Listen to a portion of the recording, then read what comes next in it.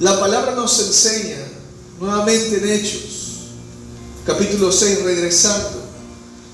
La palabra nos dice que ciertamente estos hombres mencionados se hacen cargo de esta tarea, empiezan a ejercer esta accionar, servir a las mesas.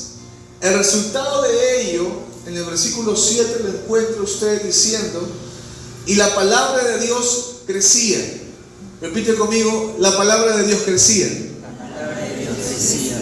Y el número de los discípulos se multiplicaba en gran manera en Jerusalén. Ya no solamente había creyentes, sino había discípulos. Se multiplicaban discípulos. Cuando usted, por ejemplo, lee en Juan 8, versículo 31, usted va a encontrar a creyentes y cómo el Señor Jesús los mira y los lleva a que sean sus discípulos. El único medio para que este creyente sea un discípulo de Él es en que aprenda a permanecer en sus palabras. Y conocerán la verdad y la verdad os hará libres. Entonces, como la Biblia está mostrando acá, y dice nuevamente: y la palabra de Dios crecía, y el número de los discípulos se multiplicaba en gran manera en Jerusalén, dice la palabra. Ojo, no solamente está hablando acá ahora, no está hablando la palabra de que se añadían personas que no creían en Dios, se añadían a la iglesia, ¿verdad? 2,000, 5,000, 3,000 personas, total como 5,000 personas, judíos que se añadían a la iglesia en un principio. No está hablando de eso, está hablando acá, dice: y la palabra de Dios crecía, producto de que había un orden en la iglesia. Personas que tenían la claridad del evangelio y la palabra se dieron a las mesas. Y por otro lado, ¿qué pasaba? Los discípulos del Señor permanecían en la palabra del Señor, en el ministerio de la palabra y de la oración, y había una enseñanza intencional de la iglesia para aquellas personas que eran creyentes. El resultado de eso es que la palabra de Dios crecía, y que también, y el número de los discípulos se multiplicaba en gran manera en Jerusalén. ¡Qué impresionante! Porque ves acá no solamente a creyentes en la iglesia, sino a discípulos. Dile que está a tu costado: Dios te ha llamado a que seas discípulo. Un discípulo del Señor, una discípula del Señor. Usted no es discípula de fulano, sultano, mengano. Usted es llamado a ser discípula de Cristo.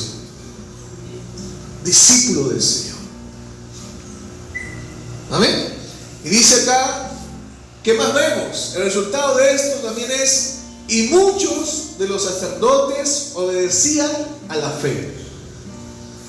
Un sacerdote era como aquella persona que estaba puesto en una posición de mucha influencia en la cultura judía.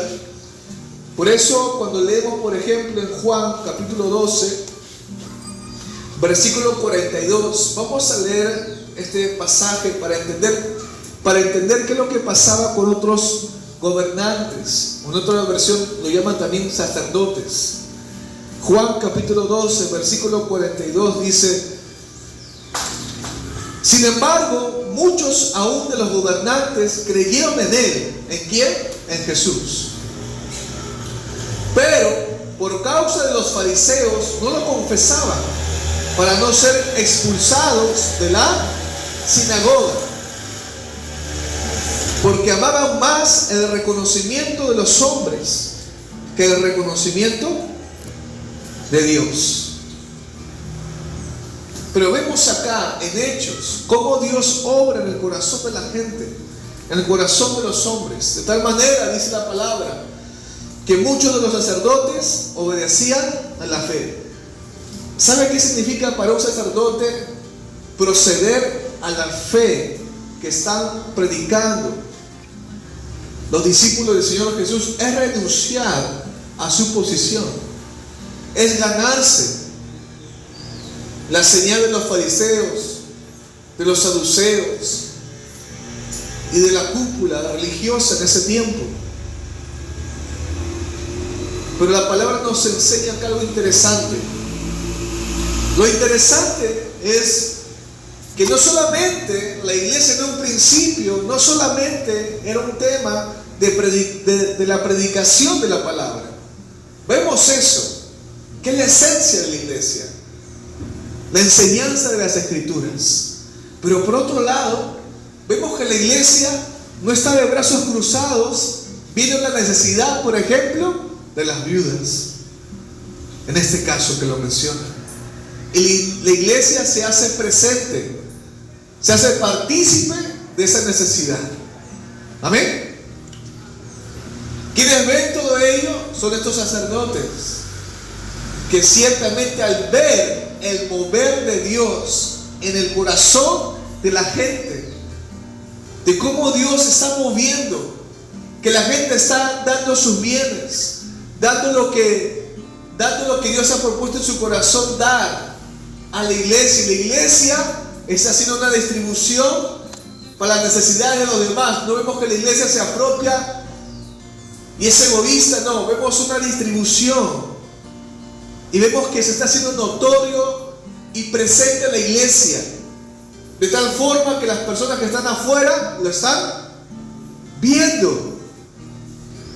Y es tan fuerte la influencia que ciertamente por ver ese caminar, por ver ese proceder, por ver ese actuar, la gente empieza a obedecer a la fe que están escuchando. Vemos cómo Dios ciertamente está moviéndose. ¿Por qué crees tú, al leer este libro de Hechos, capítulo 6, que hemos mencionado, por qué cree usted que este escenario está puesto en medio de un mover de Dios, del Espíritu Santo, donde hay una manifestación de la gloria de Dios, donde vemos la misericordia de Dios sanando y vemos también el crecimiento de su iglesia? ¿Por qué cree usted que está puesto este escenario? Donde ciertamente los discípulos empiezan a decir: necesitamos más brazos para que se hagan cargo de este servicio. Nosotros tenemos que enfocarnos en el ministerio de la palabra y de la oración, porque había un llamado específico de parte del Señor Jesús para ellos. La Biblia habla que a la vez que la iglesia, que la palabra crecía, la iglesia también crecía.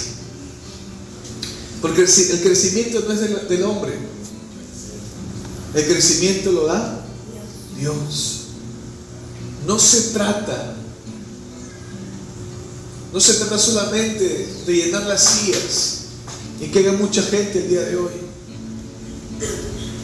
Se trata de que Dios crezca en tu vida personal. Se trata de que la palabra de Dios ciertamente se haga cada vez más real en tu vida personal. Y ciertamente Dios nos está llamando como iglesia a que nos comprometemos con Él, no con el hombre, sino con Él. Dios es un Dios que no ha cambiado. Él es el mismo. Él puede hacer que lo que tú estés necesitando sea suplido. Él puede hacer que lo que te falta, ciertamente tú lo tengas. Pero nuevamente, ese no es el propósito de por qué Dios te llama. El propósito de Dios es que usted lo conozca, de que usted aprenda que hay un Dios real, y el medio que Dios ha provisto es su palabra. Habrá circunstancias, sí. Habrá problemas, sí. Habrá dificultades, sí. Habrá necesidades, un montón. Pero lo cierto es que lo que predicamos cada domingo es que tenemos un Dios mayor que todo ello, a un Dios más grande, a un Dios glorioso. Mucha gente está acumulando bienes o queriendo tener más ingresos para que tenga tranquilidad y paz en su vida, y Dios te lo da gratis. Dios te lo da gratis por medio de su palabra. Mucha gente está buscando alcanzar muchas metas para poder en su pensamiento y en su manera de verse a sí mismo para ser alguien en este mundo. Y el mayor título de esta vida te lo da Dios y te llama hijo y te llama hija. Hermanos, todo se encuentra en la palabra.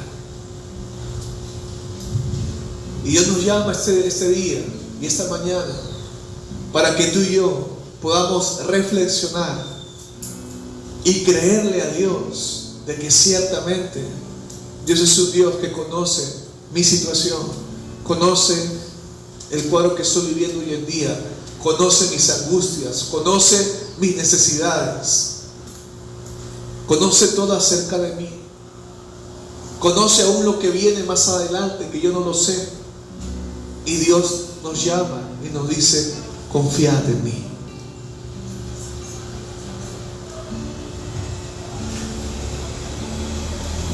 Y la idea es que usted lo conozca a Él, para que usted pueda confiar en Él. Amén. Si yo te animo en esta mañana a que ciertamente la palabra del Señor crezca en tu vida, a que no pospongamos. Capaz hemos pospuesto el año anterior muchas cosas para con Dios. Decíamos sí y se presentaba una necesidad. Decíamos ya y nuevamente pasaba otra cosa. Capaz en el trabajo, capaz en la familia, capaz en la salud, capaz en la área financiera, qué sé yo. Y hemos pospuesto. Que ese año realmente comencemos todos. Que Dios nos ayude a comprometernos con su palabra. Que si no hay tiempo, hermano y hermana, sí hay tiempo. Y si no lo vemos a simple vista, yo te animo a que usted crea, genere ese tiempo de palabra en su vida, que sí lo hay. Ese tiempo de estudio, que sí lo hay. No estamos hablando acá de gente que cree todo lo que escucha. Estamos hablando de gente pensante, gente que estudia, gente que analiza las escrituras y habla con propiedades y con fundamento y con base. Estamos hablando de gente que cree a Dios con entendimiento y no por emociones. Amén.